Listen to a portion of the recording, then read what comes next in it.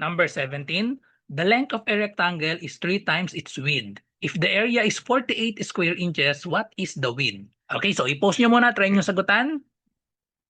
So 3, 4, 6, and 2 ang ating mga choices. So sagutan na natin, i-drawing natin. Ang figure natin sa problem ay rectangle. Okay? So the length of a rectangle is 3 times its width. So i-drawing natin yung rectangle natin. Ang length daw ay 3 times its width. Okay? So ito yung width natin, tapos ito yung length. Okay, so i-apply natin yung condition. Ang length daw, itong length ay 3 times its width. So itong width, gawin natin, i-assign ko itong width as x. Yan, parehas x ito. Tapos yung length daw ay 3 times its width. So 3 times its width, so magiging 3x. Okay? So 3x itong taas at baba.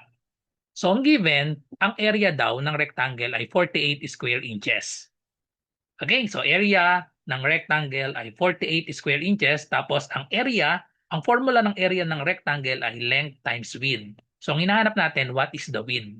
Ano daw itong width? Ang width natin ay x. Okay, so i-substitute lang natin ang mga given natin. Ang area ay 48, so ipalit itong 48 dito sa area. Tapos ang length natin ay 3x. So we have 3x. Tapos ang width natin ay x. Okay, so just solve the value of x, yun na yung magiging width natin. Okay, so multiply lang natin ito. 3x times x, that is equal to 3x squared. So we have 48. And then solve for x. So divide both sides by 3.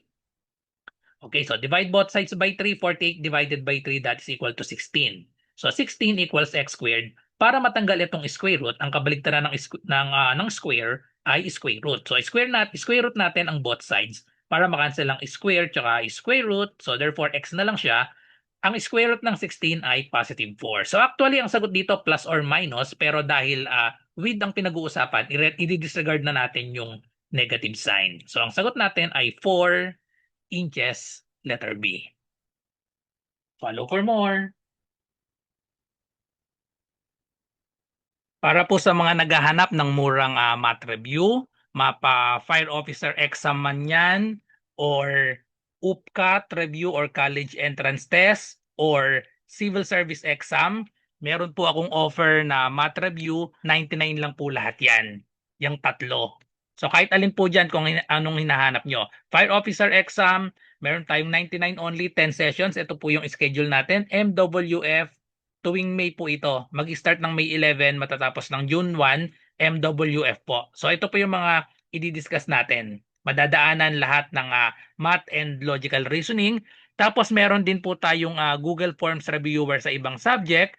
Meron din tayong GCN exclusive FB group para sa only replay ng past session. So ang reviewer ko po ay Google Forms. May mga mock test din. Wala po tayong PDF, Google Forms lang po. Okay? So 99 lang po yan. All in na yan. 10 days tayo ng math review. Para sa fire officer po yan. Tapos sa UPCAT naman, June ko naman ito gaganapin. MWF din. 7 to 9 p.m. din. June 8 hanggang June 29 naman po ito. So 10 days na math review. Meron din tayong Google Forms reviewer sa ibang subject. May mock test din po. And then may exclusive FB group din po. So June po yan, yung UPCAT. Tapos, ang civil service exam naman, wala pa akong nakalagay na schedule dito, pero buong July po to, MWF din, 10 sessions din. Ganon din po, meron tayong Google Forms reviewer sa ibang subject, may mock test, at may exclusive FB group. So, naghahanap ka ng math review, alin man dyan sa tatlo, mag-PM lang po kayo sa akin.